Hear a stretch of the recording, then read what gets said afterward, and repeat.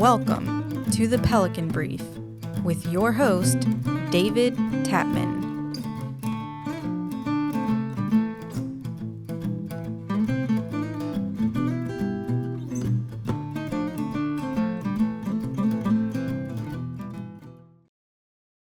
Welcome to the Pelican Brief. I am your host, David Tatman. Thank you so much for joining us today. We just wrapped up the third special session of the Louisiana legislature, a fiscal session, and we, while we don't have the fourth legislative session of the year, and we have, as always, our guest Joe Mapes is in the studio with us. Joe, thank you for being here. David, it's always a pleasure. Sorry to interrupt you, but I've had that conversation several times in the past few weeks. It's been a bit of a rough year, but anyway, the governor went on to call this session to try to enact fiscal reform in the state of Louisiana and tax reform encompassing a whole number of different items. And so Joe, how did he do? Fantastic. I'll tell you, to go back to the beginning of the series of podcasts that you and I did on this legislative session, the first thing that we both agreed to and said was, it's a lot. And it wasn't just us. There was lots of other people. You had some guests, and there's people that we've talked to that said the same thing. We said it's a lot. We also said that we do need tax reform. Louisiana does need tax reform. We further said that this package may be the perfect tax reform package that Louisiana needs, okay? The only thing that we ever said was, can they do it in 19 days? I was a little bit doubtful. I'm proud of them. I got to tell you, we did it. They did it. And congratulations to everybody at the legislature, the governor, and everybody with staff and the departments and everybody that had worked together to make that happen, because you and I know that was a heavy load in 19 days.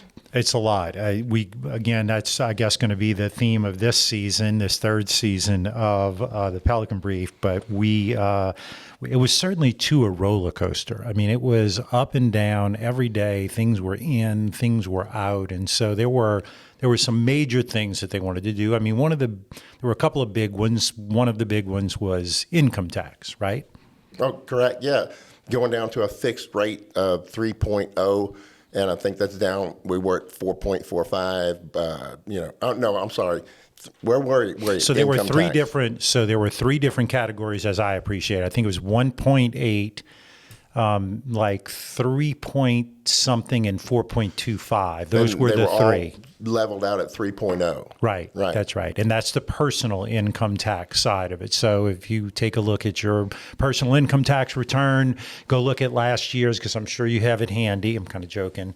And you go in there and look, and just, whatever your rate was, if you were at 4.25, you got you're gonna go down to that flat 3. If you were at 3, whatever the middle one was, you're going to go down a little. And if you were at 1.85, you're going to be made whole, because one of the things they did on the personal income tax side is they doubled that allowance. So I think it was $12,000 to $24,000, so that no one would pay more in personal income tax than they did before. Everyone would pay 3% or less this year, and then of course as it goes on, it'll be just a flat 3%. Right. And then moving on to corporate taxes, we completely removed what is it? Not severance taxes. Franchise taxes. Yeah, franchise taxes. Completely remove those. That's right. And so on the corporate income tax side, the corporate income tax, that was one of the things that early on in this process they said was just, we were really an outlier at 7.5% for corporate filings. Now, as I appreciated, that had a lot to do with like C Corps. It's a different classification. But 7.5%, I think, was the highest in the nation. And so the idea was to try to get that down. And they did. They didn't get it to 3, but they got it to 5.2, I think. Yeah, that's right. There. Yeah, it's somewhere in the 5. So that's progress in the right direction. And of course, that'll attract new business to Louisiana, because business, likes less taxes. Bottom line. That's right. And so that was, I think, one of the things that they wanted to do. And they said all along that if everything in the package didn't pass, then they would just have to graduate that income tax to where it might fall, right? So they wanted it all to be zero. They wanted zero income tax. That was Right. the bigger pitch, but we didn't get there. But we made progress, right? And so, and then of course you brought up the franchise tax, which is something that was a pretty big deal. I believe it was 2 point something % in the state of Louisiana. Some places don't have corporate franchise taxes at all. Texas does, I think, maybe 1.25. I'm not exactly sure about that, but it was something that was mentioned on the floor at the end when they were having discussions. But obviously, that was one of the goals of the governor, and they got that done too. They did. And what about inventory tax? So, the inventory tax thing I find to be really interesting because I find it very complicated, right? And, the whole issue of the way the inventory tax works, the way they charge for the inventory tax, but then the state gives a credit back, makes it more complicated. In this package, they had a provision in there that said that if it passed, you would have to opt in or opt out of inventory tax, and then the challenge with the parishes were that if you opted in or out, it was lifetime. You never got to go back and change it again. And then would it make you anti-competitive with your neighbor? If you had a neighbor that didn't have an inventory tax and you did, would people start moving 3 feet over the parish line to that other parish, and would it spur development? Kind of like the truck stop casinos, They just, if you make it illegal in one parish, you can guarantee that on that parish line, they're going to be just lined up waiting for people, right? Well, there are companies that move their corporate jet fleet across the state line when it comes time for assessment. Right. Yeah. Yeah. So I think. So what? Tell me, Joe. Do you know what the final result was on inventory? I don't know if I followed that as closely. I think their goal was to repeal it. I think that's a much bigger, and we didn't repeal it. No. And so I think that's a much bigger topic because you and I we touched on this last week. It's not just the money flow, that revenue flow that you described a minute ago. It's the generation after generation of habit. Because again, I pointed this out last week. A lot of parishes have the ability to collect revenue, and they do a very good job of it. Mm-hmm. So if inventory tax system went away, a lot of our parishes would be just fine. Our more poor parishes, we'd have to figure out something for them.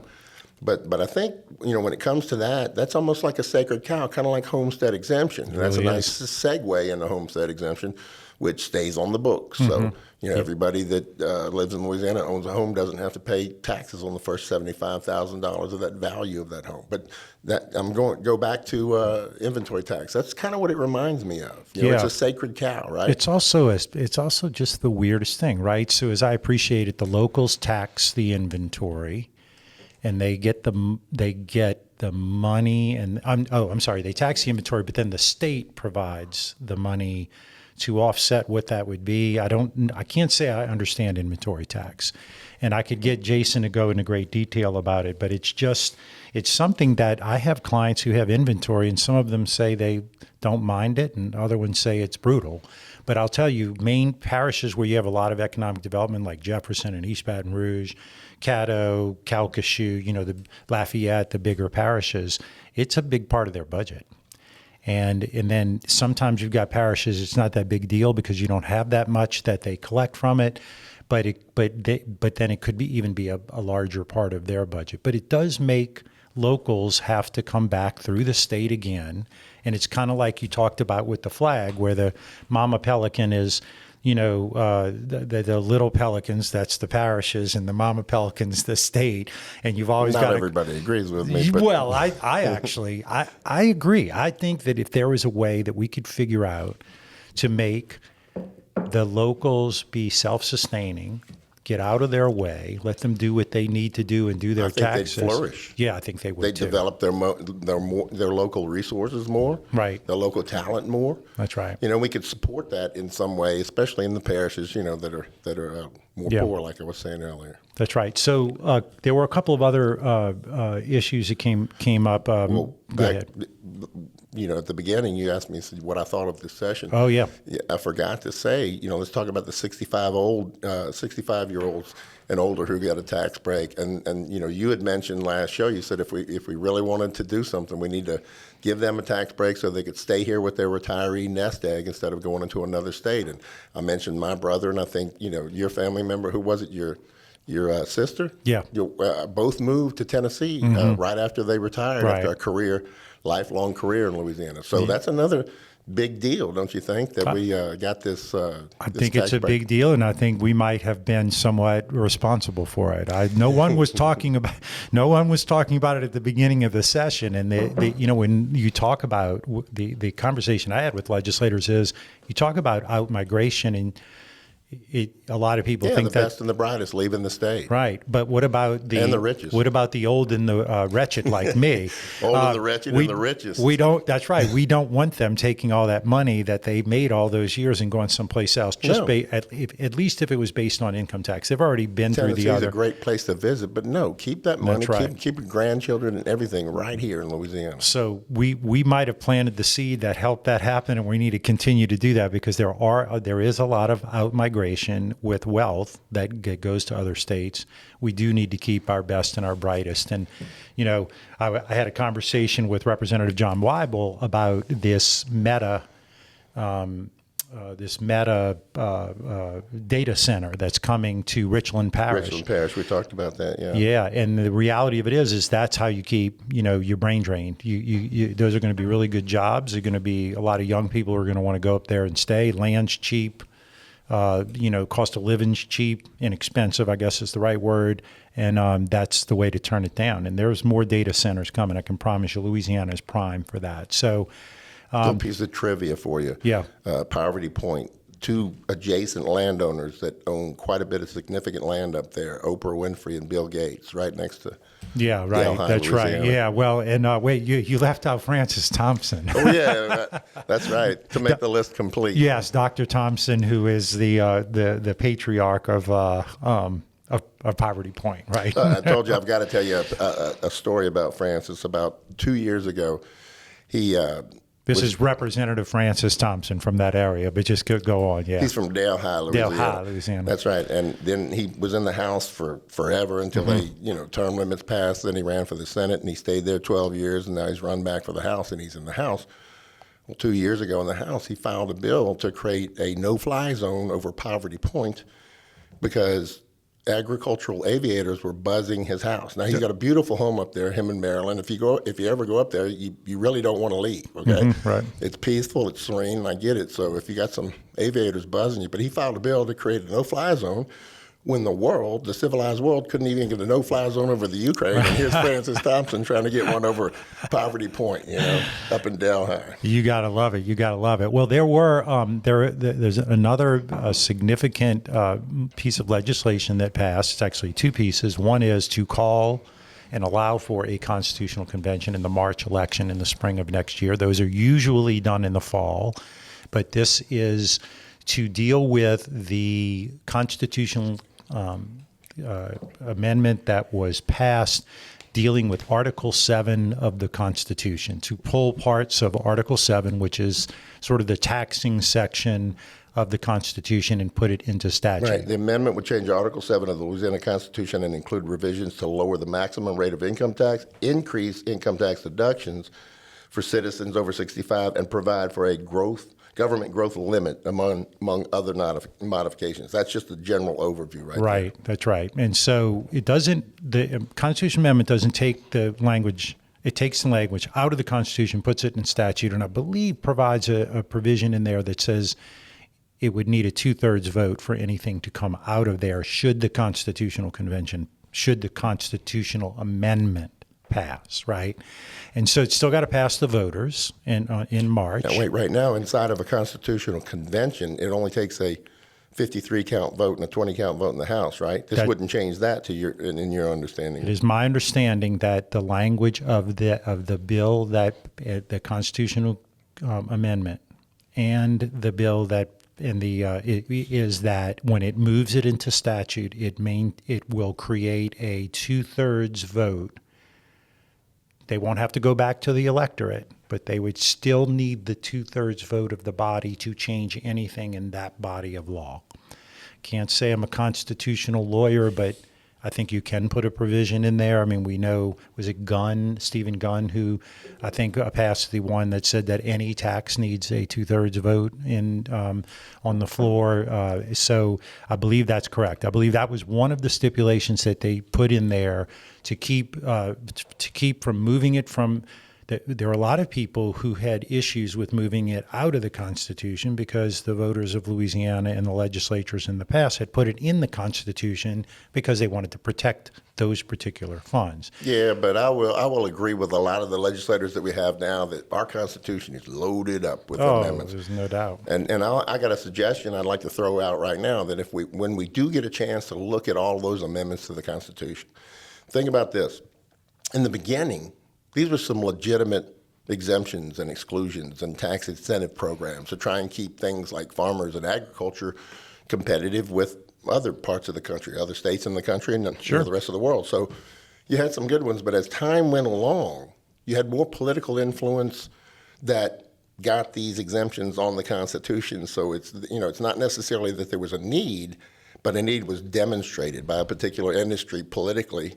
And so let's start at the Constitution now, and let's look at the most recent amendments to it. And I'm not saying they're all bad and put on politically and they don't deserve to be on there.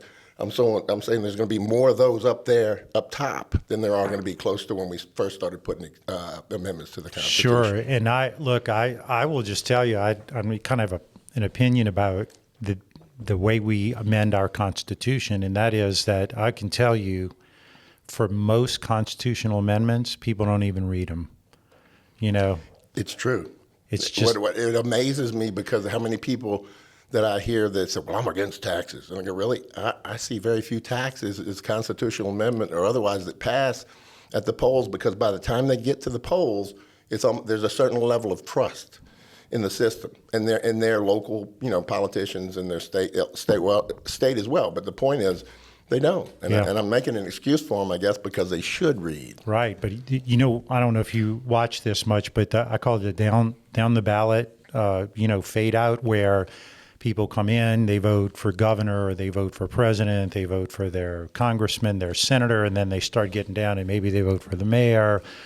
Maybe they vote local millage, increasing the tax on the mosquito spray program. But sometimes they just say, you know what, I don't know, and they walk out, right? And if you can see as you go down the ballot, and most people don't know this, that as you go down the ballot, there are fewer and fewer votes down the ballot because people don't vote.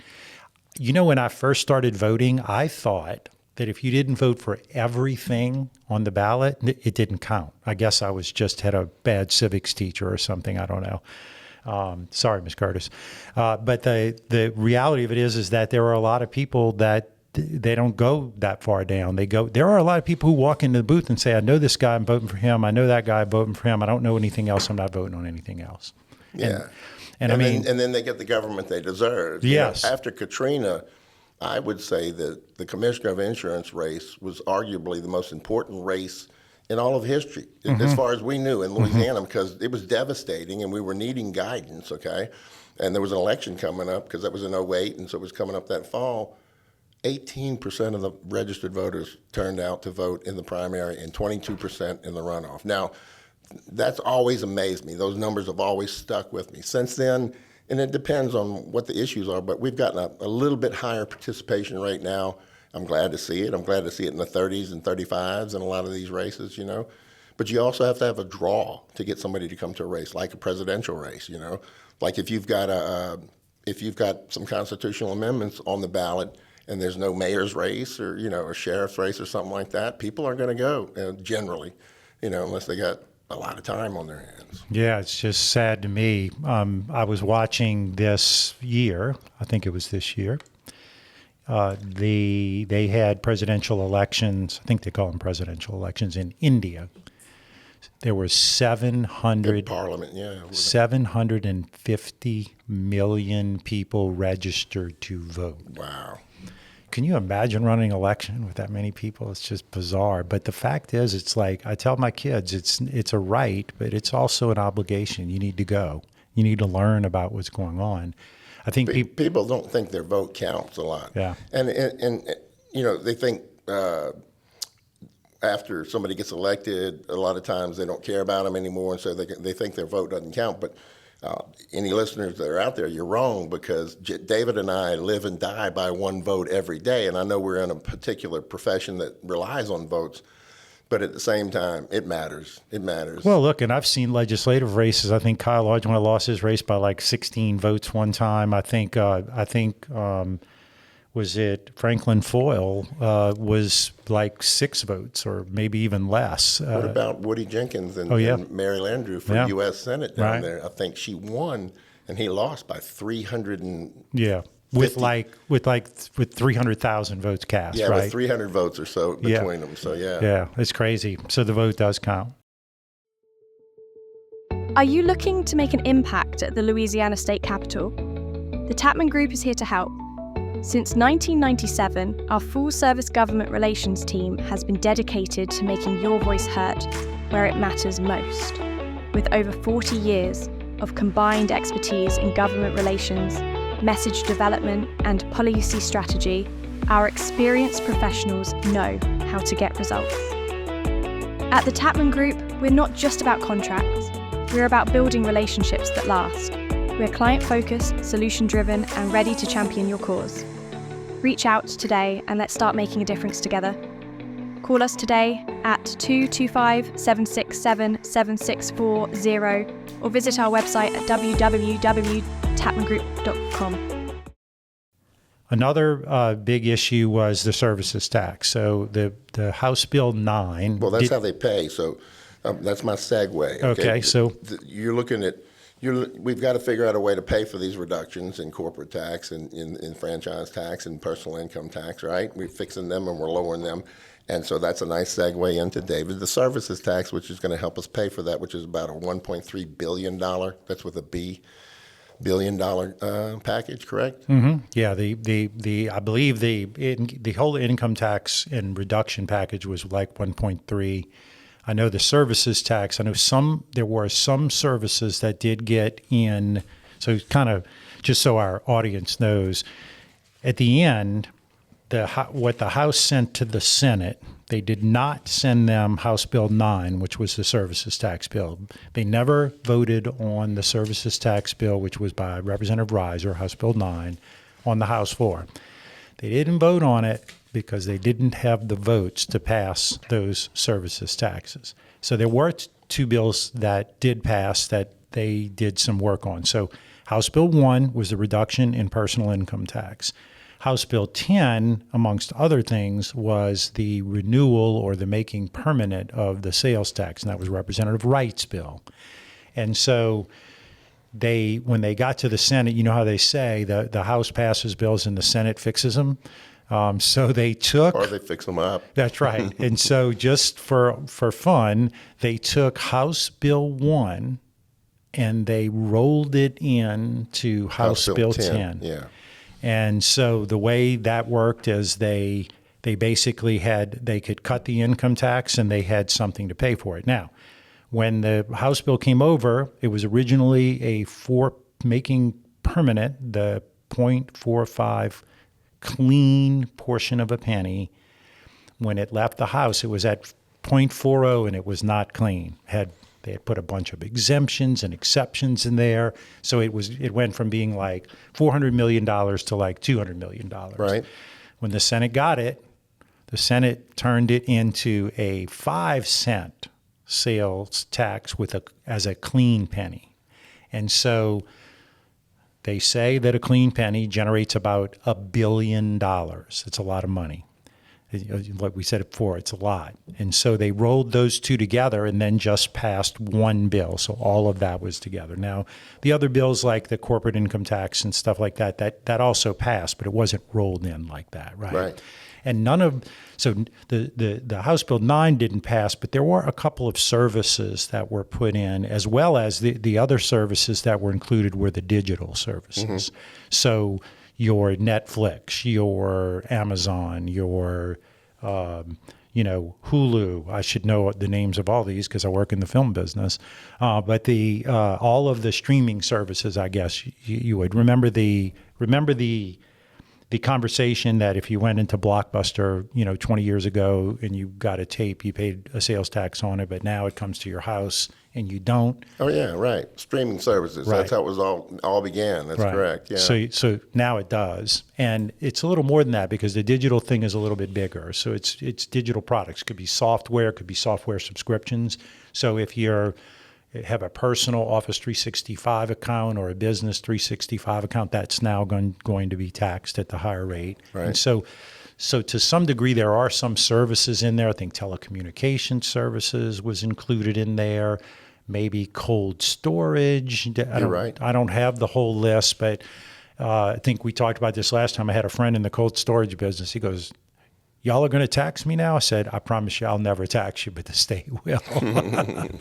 So what do you think? What are your thoughts about why that struggled so much, Joe? What, the tax services? The services. Well, I mean, it's new taxes, and it's everybody's scared of the unknown to some level, and so this has never been tried in Louisiana.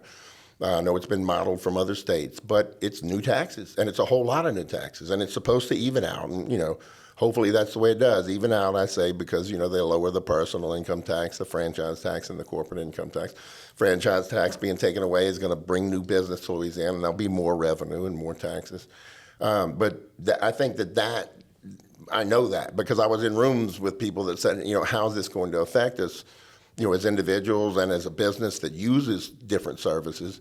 And the answer is you just don't know yet. The other answer that I had in a conversation right before we walked in here was, you don't have to use those services, and that's true, and it's true for you and me. And we had that conversation last week. I was glad to see this tax break given to the 65-year-old citizens of Louisiana and above, because they get affected. And if you had a 65-year-old, 85-year-old that's locked in a certain amount of services, you could say quit those services because you don't have to have them, but we're going to see. Yeah, no doubt about it.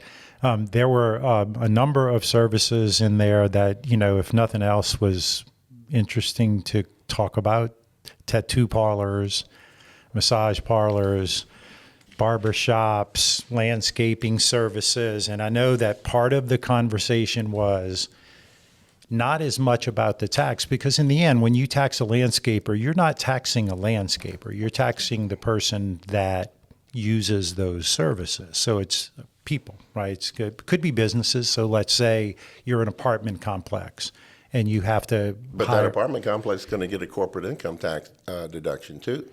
They'll get if they file as a C, they would have to be pretty large. I don't file as a C. Do you? I'm an S. Yeah. Yeah, So, I'm still subchapter S. I don't think there's that many C's, but the other part of it is it just people figure that in the cost of the rent, just passes it on. So, but if you want to get it, I think the bigger conversation that I heard was about people becoming remitters. And so, you right now you go out, you own a lawnmower and a leaf blower and a weed eater, and you go out and you cut grass. If you have to be a remitter, remitting can be complicated, right? And Paper involves paperwork. Yeah, and for all of the people that I work with, that are remitters, they hire people to do their remitting. So all of a sudden now you've got a guy who's, again, a lawnmower blower and a weed eater. He's going out and cutting, and now he's got to hire somebody that's probably expensive to do his tax reports. I mean, he could do them himself. Don't make a mistake on those tax reports. It's been a common issue for doctors throughout the years because doctors will have laws that get passed and they'll put more requirements on the doctor's office. And the doctor's office is practicing medicine, number one, and running a small office, number two. And then all of a sudden they got to start, complying with different laws. They got to hire extra staff in those doctors' offices to keep up with that. And it's mainly filing of codes, online these days, but still online takes just as much as paper used to take. It's crazy. So one of the things I heard is that there would probably be a larger appetite for those services if there was a centralized sales tax system. And the idea being that if if I could log on to a computer and say, here's how much I collected, and here's where I am domiciled, and then let that software calculate it, then you don't need that. And that's one of the things that I've heard is from a number of legislators, I would be more willing to do that if there was a system that wasn't as complicated. Because you brought it up, there's more taxing authorities in the state than there are parishes. And so, right? Because you have a taxing authority or two within a city, which that city's within a parish. So you could take Spanish Town. There was a bill to try and create a taxing district in Spanish Town, which is an historic neighborhood, but nonetheless, it's a neighborhood, near the state capitol in Baton Rouge. And so you could have two or three. So yeah, I don't know exactly how many taxing districts there are, but they are. If you're in your and you have a greater ability, your millages that you collect your taxes on are voted on by the people in the parish. So it's not like, they don't have a say in it. That's right. And I mean, I got a call about that this weekend. I think in West Baton Rouge, there's a tax being considered. Yeah. And they call it a millage. So my family member was like, "What's a millage?" It's 1,000. And so, and of course, that's right on your property. So what happens with a lot of property taxes is people don't notice all those millages. But I want to share something with you. I owned commercial property for a good while in Baton Rouge. And I don't know if it's a difference, but I don't get it with my home. But with the commercial property, I got a list of all the millages. It was 3 pages long. Wow. Little bitty millages, things that probably don't even exist anymore. But all those millages are in there. And when you add them all up, it was a lot of money. Right. Again, not complaining. I don't own that property anymore. I paid all my taxes. But I did want to bring up one elephant in the room, and that is, I heard a lot of and I'm sorry I'm going to do this, the fake news people out there that made it look like the services tax was defeated because lobbyists were in it. And I'm serious. I listened to Haldane in the morning, and they were like, you know why that died? That's the lobbyists did that. And then I heard another show in New Orleans. It was radio. It was all radio. No one did that on television, and I didn't see that in the paper. But on radio, it's a good shot, right? It gets click-throughs and all that kind of stuff. I never spoke to a single legislator about a lobbying tax. Did you? No, and I wasn't even in the building except for one day. Right. And I just came, and I won't mention his name, but I came with a friend of mine. We sat for 5.5 hours in Ways and Means Committee, and that was enough. Yeah. We just wanted to see what was going on. Yeah. So I'm aware of what you're saying, and as a matter of fact, I wrote a tweet that I was going to tweet on it, and at about 5:45 in the morning when I actually did see it on television. Yeah. And I called a friend of mine who talked me off of that ledge. I was amazed to see that come out in my living room on the television saying that lobbyists were responsible for this, because we had, unless I don't know what I'm talking about, I hadn't seen any lobbyists up there strong-arming anybody. I haven't heard about it. And I was only there one day, but you and I we know what's going on there even when we're not there. Sure. We're in contact you and I are in contact with each other. We're in contact with all the legislators, so we know what's going on over there. So I was there all day, every day because of film, right? I had a client in the crosshairs. We were supposed to be zeroed. We ended up surviving out and really doing well, I thought. I was there every day, all day, in the middle of it, and I never once heard a lobbyist talk to a legislator about the first lobbying people tax. that took the table in Ways and Means, not even really to oppose, and I think at that time it was House Bill 9 by Reiser that you mentioned earlier. It was just to point out. It was, first of all, there was a few people from the motion picture industry in the Senate. Right. Okay, and again, that was more informative than Right. than it was. Hey, we're here to oppose this. All right. Right. Then go back to the House. You had. I think it was the Professional Insurance Association. Right. Mm-hmm. They came to the table. Orleans Parish.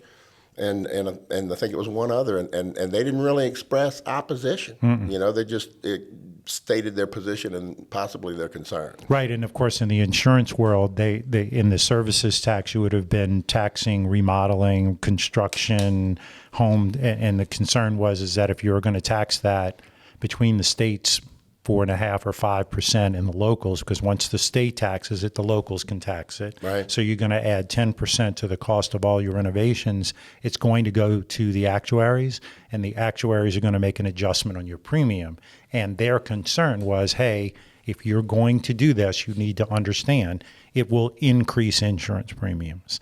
And that was pretty telling. They didn't say they were against it. They just said, you need to understand these are the implications, which, by the way, and I wasn't lobbying on that particular issue, but what great information, because no one, none of the legislators realized that. Mm-hmm.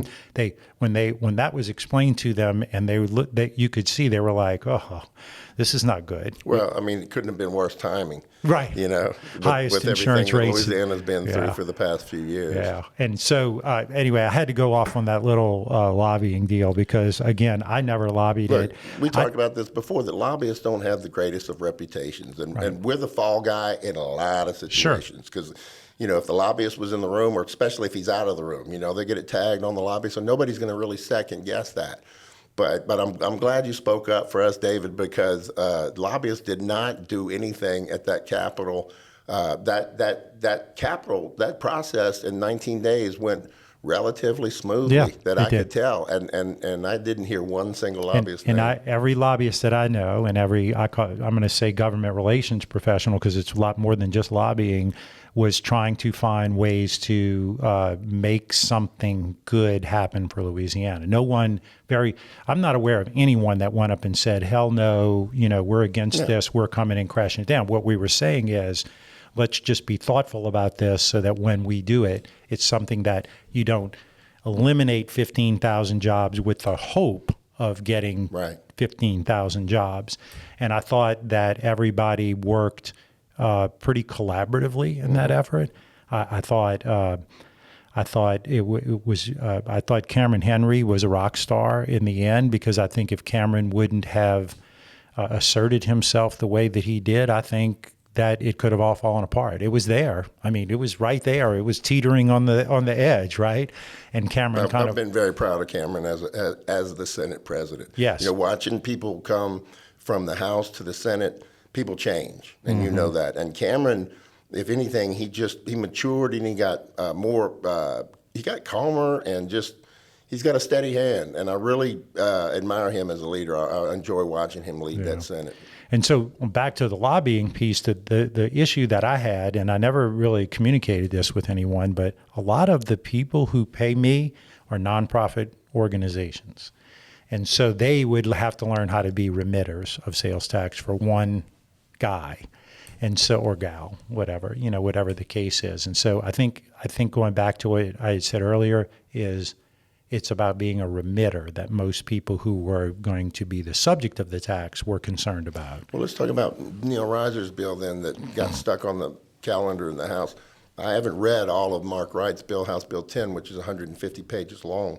But how was that? How was that addressed in there? Did you see it? Yeah, they added some services. They did not add many services, but they did add some specific services to that bill. But they did not add. Did they add the portion that was, I think, on the front page of House Bill 9, which talked about $10,000 amount of a job would trigger no. Okay. I didn't. Okay. So quite frankly, I'm glad to see they didn't add that portion, because I think that would have been a logistical nightmare. I don't know how many people would actually be turning in paperwork, and then if you're trying to audit a profession that's not turning in paperwork, I mean, these poor departments, they're already understaffed as it is. So have to go out and do actual audits and have personnel go do that would be a lot. Yeah, and so I say that, and I want to just give a little bit of a caveat, if you will. I have not seen the complete enrolled version of the bill, and so what I'm talking about there for our listening audience that do not understand that, the enrolled bill is the final language that passed both bodies with the required votes to be sent to the governor. So the bill, once it passes, all of these amendments and all the changes are enrolled into the bill and sent to the governor. The governor it's three things. He can sign it, he can veto it, or he can allow it to become law without action. And there's a time period on that. One of the the deals is that, and you I'm sure you saw this, but if you didn't see it, you know it, and that is those amendments that came on that bill when say House. You're talking about the 126 pages of amendments? When House Bill 1 was rolled into House Bill 10, it was 126 pages amendments, and it's not like they put plain language in there. It says, repeal this section, this remove this, right. Repeal this. Now, in fairness to them, a lot of that was just strike-throughs. Yes. And what that means to the people listening that don't know, that's just language that's on the law books right now that's just completely taken out. So they took a whole lot of language out, and then they shifted some language around. Right. But a lot of that 126 pages and 150 pages ultimately in the bill was just strike-throughs of current law. Yeah, so as soon as the enrolled version comes out, I'm going to take a look at those and kind of dig a little bit more into the detail of it. I cared more about what I was working because it's a job for me. I couldn't look at the other stuff. There just wasn't enough time. But it does... it was a lot, and so when those amendments came out, of course, I didn't go through all of the amendments. I just went through the amendments that impacted me. I only went to the statutory site references that impacted me, but I do have a little bit of a funny story. I may have told it before, and so if I did, I apologize. But I had a client call me and say, "Oh my God, our exemption's gone, And I was like, "No, it's not." And they were like, yes. And so anyway, he goes, "Look on page 36, line 17. And I looked on there and I was like, yeah, it strikes it out there. I said, but you got to go to page 115, line 17, where it puts it back in. And he's like, no, they took it out. And it's like, and then you could hear the quiet on the phone, and you could tell he was reading, and he goes, "Okay, that's right, it's in there." Yeah, but I had two clients that went into full panic mode. Yeah, and if you look at those last from 115 to 150 pages, that's where everything's put back in. That's right. That was taken out in those previous. In the previous language. And it's the value of having, I always say we are to the legislative process what attorneys are to the judicial process. We know the rules. We kind of know how the paperwork works. We know how the amendments work. But I mean, it's also pretty scary that if someone wanted to be dishonest, they could put a lot of really bad stuff in a bill at the very end. No one would know because there's no time to read it. Yeah. Right? Well, it's been done before. Oh, yeah. And I'm not going to mention names and history. It's in the history books, but it's been done before. We'll do that on a different show. Yeah, that's right. We'll name names on a different show. That's right. Right before we leave for the Caribbean. Yeah. Right before or maybe Joe, right after I retire, right? That's right. No. My book's going to be posthumous. Oh, yeah. So you're going to be like Mark Twain, right? Yeah. Where his was, 100 years after he died, he did. Yeah, it'd be a time capsule. Yeah. I don't know if you remember, but Mark Twain wrote an autobiography, and the one provision he had on his autobiography was that it couldn't be released for 100 years. And I didn't know that. Yeah, and so it was released, 6-7 years ago, and but it had been 100 years from his death. And somebody was going, well, what was he worried about having impacts on people? And I can't remember exactly what he said, but he was a humorist. But it had something to do with not only the people who were there, but their children and how they might be embarrassed or whatever. Well, there was nothing embarrassing there, but that's Mark Twain. That's what he did. 100 years later, he was relevant, right? Yeah, that's we still quote Mark Twain. I think all of us quote him at least once a day. I think every quote out there has been attributed to Mark Twain at one point or another. When I was on the school board, my favorite quote was, "I never let my schooling get in the way of my education." So the other thing I guess I wanted to cover too, Joe, is that a lot of these things are coming back. That's what we were told. A lot of them will come back in the regular session. I don't know if that means services tax. I don't know if there are some other little elements, but I've heard that this conversation is really just starting. That's kind of what I've heard. Well, and that's kind of what we said about the 19 days, is this is a long, complicated conversation, okay? And we also said tax reform was needed, and this might be the right package. But just in case it's not perfect, what we also said is we have a fiscal session in April in 2025. So that if there is some tweaking, so to speak, that needs to be done on this package that was just passed, we need to all get with the governor's office or the legislature, or both of them, and sit down with our industries and our professions and say, you may not realize that if this goes into effect, you may not realize the other effect that it'll have. So there is time to look at this, and there is a venue to deal with it in the spring. You know? Well, one of the things I was going to go back to about, so this package passed, the governor's clearly going to sign it, and then I think 50,000 jobs are going to be created, I'm told. And you know what that means, huh? More contracts for you and I. That's right. More businesses coming in, needing lobbyists at the It's a joke, but that was one of the things that one of my people, there's people ask my whole life. People have said, how can you be attached to politics? Because most people don't like politics, And I've always told them, I've said, there's two Joe Mapeses. There's Joe the individual who thinks that everything should be burned down to the ground and started over. Okay, but then there's Joe the professional lobbyist, governmental relations consultant that says that, lobbying's been very, very good to me. And in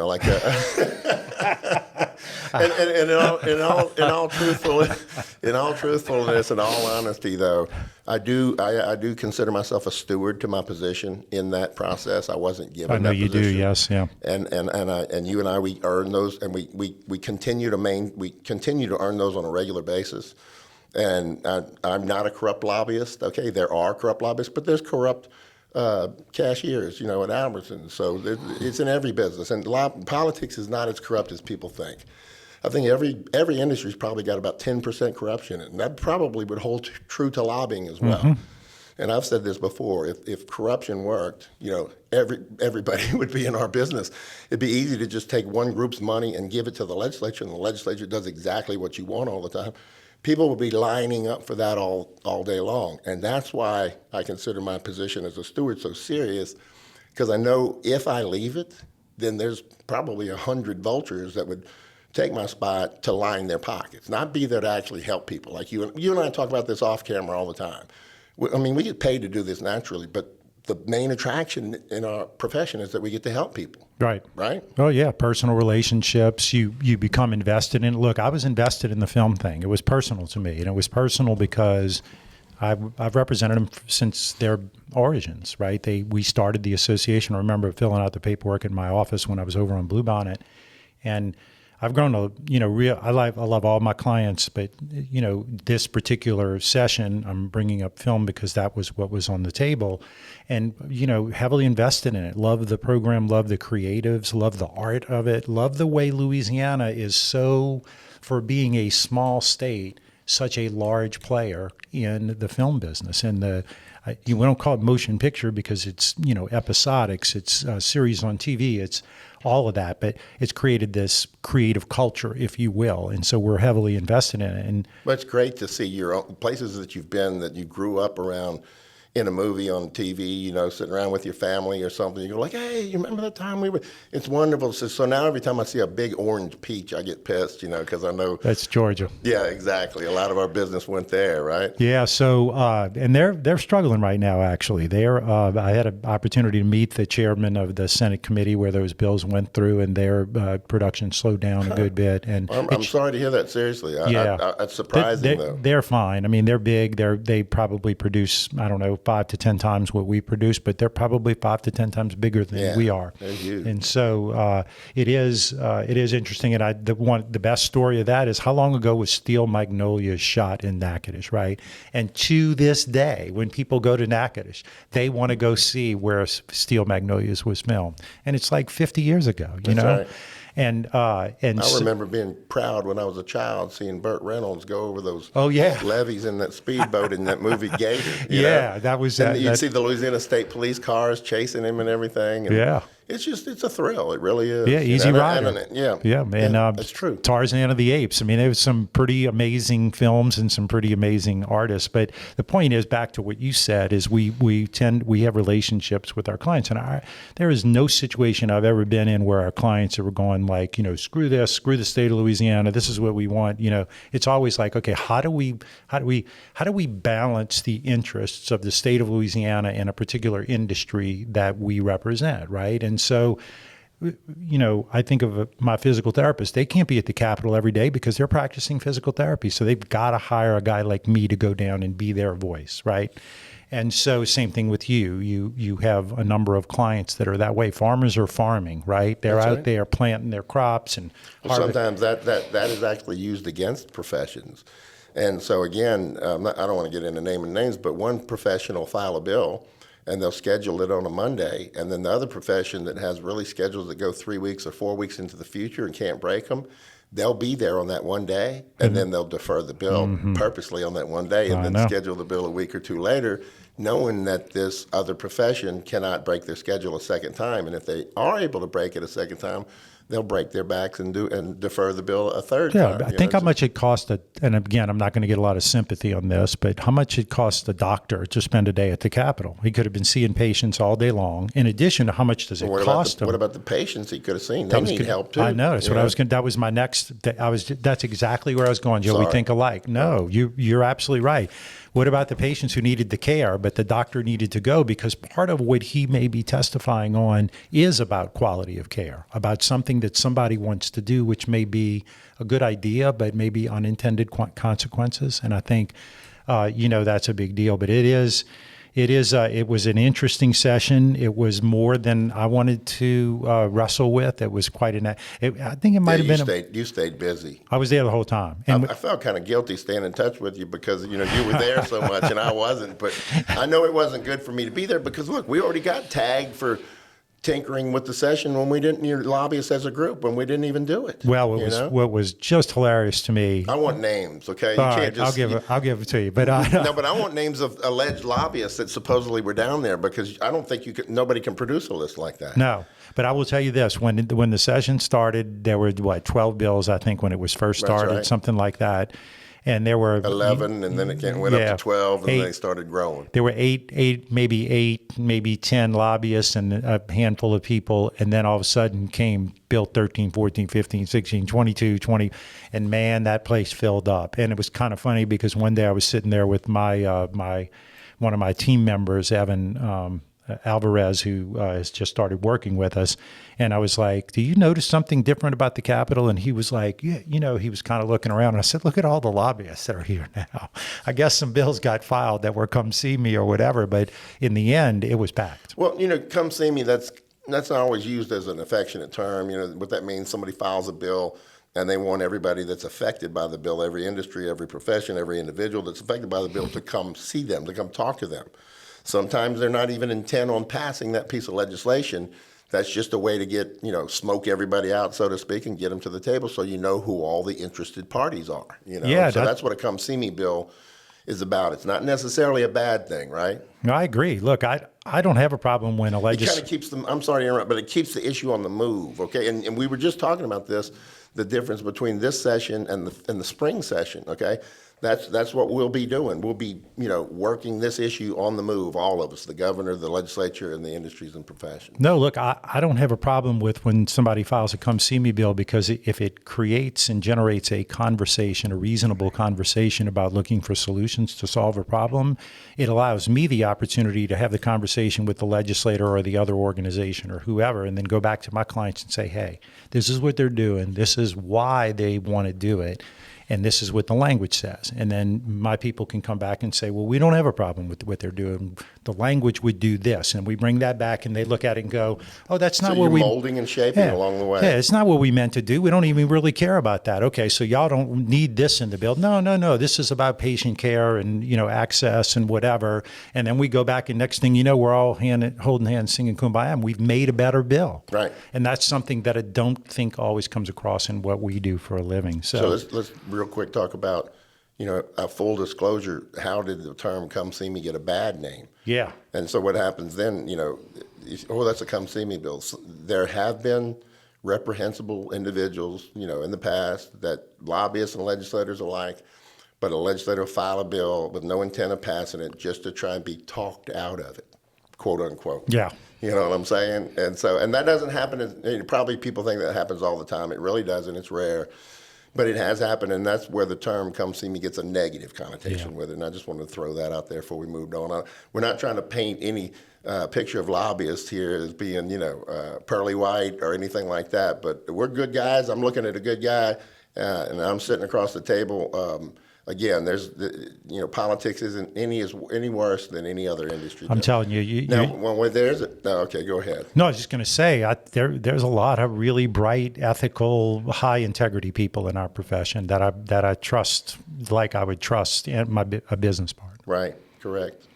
So it's, I get, like you said, every profession is going to have good guys and bad guys and so on. But I think of Roger Wilder's House Bill 22 that would have not doubled, it would have raised the tax on online betting from 15% to 51.7%. Wow.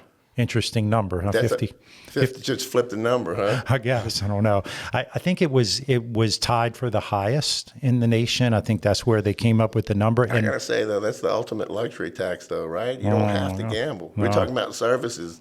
That's one you don't have to do, unless you're addicted, I guess. So we represent a property development company that has a casino in Bossier City. It's not open yet. It's going to open. I can't tell you when, but it's going. I mean, I can tell you, but they'd probably fire me.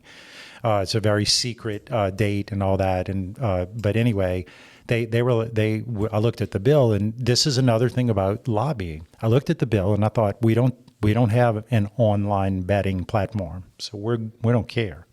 But they had a provision in there that talked about promotional play, or there's another word for it, free play. So you go onto your phone and FanDuel says if you sign up today, I'll give you $25. Well, $35 for food and right. $75 to play the machines. So in Representative Wilder's bill, and this is another thing about being a lobbyist, we just saw him and we said, "Hey, Roger, Representative Wilder, we looked at your bill. I don't have any issue with your bill. In fact, I think my client likes it, but there's a provision in there that talks about free play, and I think it's in the wrong section of law. If you put it in there, you're going to go after the bricks and mortar people, and those are the people who have invested or are creating jobs and so on and so forth." And he goes, "Well, that's not what I wanted to do." And I said, "It's fine." I said, "Let's just check." And sure enough, it was in the wrong section of the law. He didn't want to do that, so he was going to amend that. You want to talk about lobbyists coming out of the woodwork on that bill? It was unbelievable. It's like somebody kicked an ant pile. That day in committee when that bill came up, we were watching it because we needed to make sure our little part got out, right? It was unbelievable. That situation, what you're doing there is you're showcasing the client as the expert. Right. The client is always the expert. Right. Okay, and that's all we're trying to do is get the expert information, the correct information to the legislators. I said that last week. We're educators. We're not going to give you bad education because we want to come back to you and work with you again if you're a legislator. We're not going to. People think, I don't know what people think, how much people think lobbyists lie. We don't, okay? We may not tell you everything that we know, but we're not going to lie because once we get caught, that's our number one commodity. Yeah. Now, legislators can lie to us all the time, okay? Because we got to go back to them regardless. And, I've got a chart for that. It's a credibility chart on how I deal with that. So if somebody's lied to me 8 out of 10 times versus somebody's lied to me on that chart 2 out of 10 times, who am I going to go with on this vote? I need a vote. Okay, the obvious answer might be 2 unless you read into the dynamics and the sub-dynamics. Where did they go to school? What religion are they? Who are they married to? Right. What's their wife do for a living? And then you might realize that this person that voted against you 8 times had to. Okay, and this other person that voted with you 2 times lied about it. Yeah. So I'm going with 8 out of 10 on my credibility chart. Well, another funny thing before we wrap up is when I went to talk with Representative Wilder about that, I told him, you do know how much money this generates, don't you? And he said, the fiscal office said it generated about $100 million. And I looked at him and I said, double it. And he says, $200 million. So anyway, we were wrestling on the floor about the film tax credit and quality jobs and all the other things that were out there. And I told a high-ranking person in the governor's office, I said, look, just leave us alone and take the $200 million you're going to get from House Bill 22. And they looked at me with just darting eyes and said, that money's already spent. And by the way, the bill didn't pass. Okay. I wasn't keeping up with that one. Yeah, so it didn't pass. It was actually withdrawn from the files of the House. So that tells you how he just didn't understand. And, he was not trying to be harmful. His district is not a pro-gaming district. And We had a group at the Capitol this past regular session, about 25 people. It was an annual tour, and we took them downstairs for lunch in the Capitol, and one of them asked a question about a bill that was, in the legislature, and I go, oh, well, that bill is doing the opposite of what I think that it should do. And they go, yeah, well, that's why we asked you about it. So Sandy looked up and found out that this legislator happened to be sitting on committee live upstairs. He said, well, let's go see him. So we pulled him out of committee, and he came outside and explained his bill to us. And it did actually the complete opposite of what we wanted. And he didn't know that. It had been possibly drafted incorrectly. Right. Okay. And so by going to him, a group approaches him in the hall. Initially, you would think, look, they're opposing his bill because it does the opposite of what they want. No, we were just going to have a conversation with him. And in the end, he said, look, that's written completely backwards. Let's get it straight. He got it straight within a day. The bill passed, and everybody's happy. And that's so the value. It's communication. Yeah, and it's the value of people being engaged in the process. And Correct. For me, when I get my clients engaged, they're way better than me. They're the best lobbyists. The citizens are the best lobbyists there are. There's no doubt. There's no known defense for bringing a registered voter to a senator or a representative. You could bring them a check. You could bring them an invitation to a golf tournament. You could bring them all sorts of things, but some of them almost consider it dirty pool to bring a voting constituent. Yeah. I'm serious. And there's a senator that's gone now. Still, I don't mention names because people come back. Right. But he had a bill 5 years in a row, okay? And the fifth year we were killing it, and he was on the other side of the Senate, and we said, and he wouldn't come talk to us, so we just put our hands up, and we went, okay, we started walking off. And he went nuts and ran across the Senate and got up in her face. He goes, I know what you're going to do. And I go, what? Go call my client? He goes, yes. And I go, yes, that's exactly what I'm going to go do. That's what you have to do. And you got to unleash it. And when they say, look, I'm getting too many phone calls, I'm getting too many texts, I'm getting too many emails, I'm getting too many voter voices, we go home at night and we tell the people, listen, the legislators told us they'd like to hear some more from y'all. They're not hearing enough. And the point is, you can never do that enough because we don't represent you and me, okay? We don't represent an association. We represent the members that are members, that are part of that association. And not to pick on the physical therapist, but when we passed direct access, a decade ago, Steve Carter was in the House, and Steve didn't like the bill. Steve was against the bill. And, one day we were in the back of the House, and he walks up to me and he goes, you tell those physical therapists to stop calling me. Tell them to stop calling me. And I said, are you going to vote for the bill? And he goes, no. And I said, then they're not stop calling you.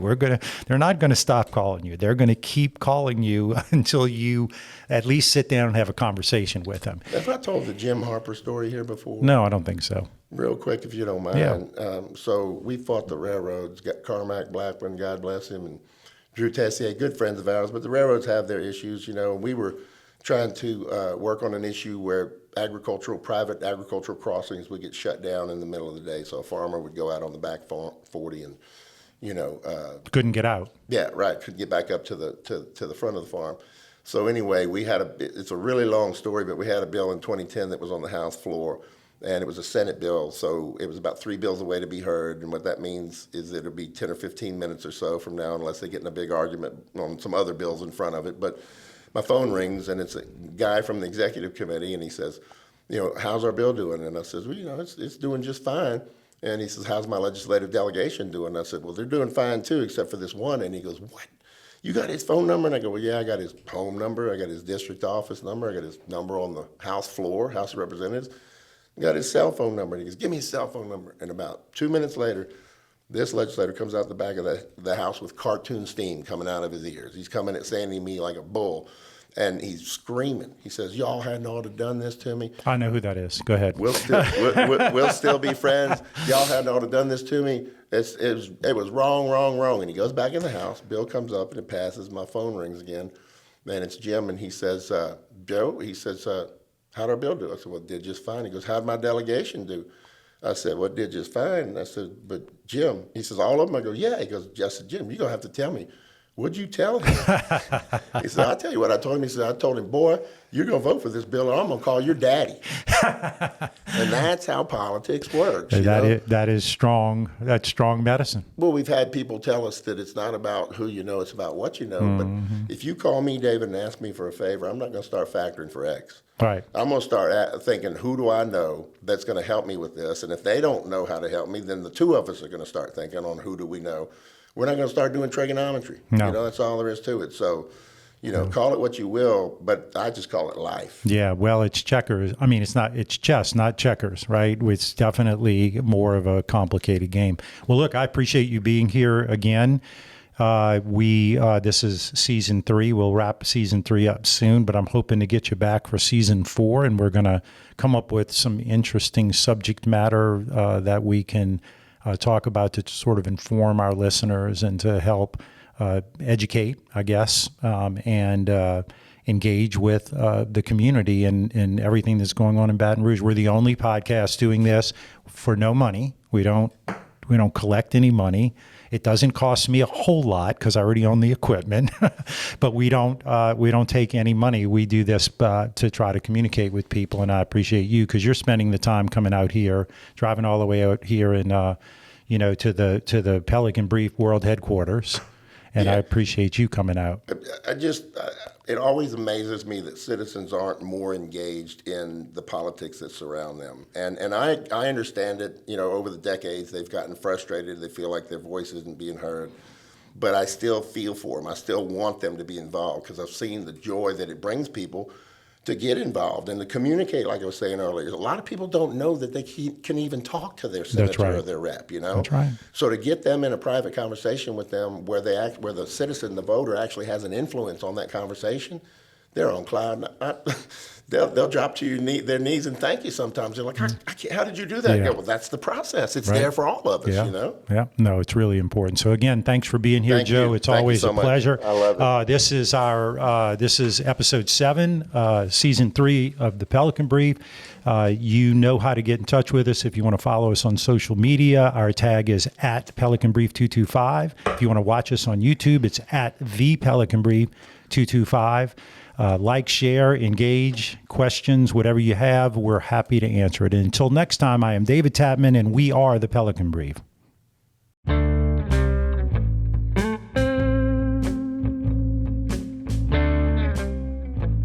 The Pelican Brief is an off-script production.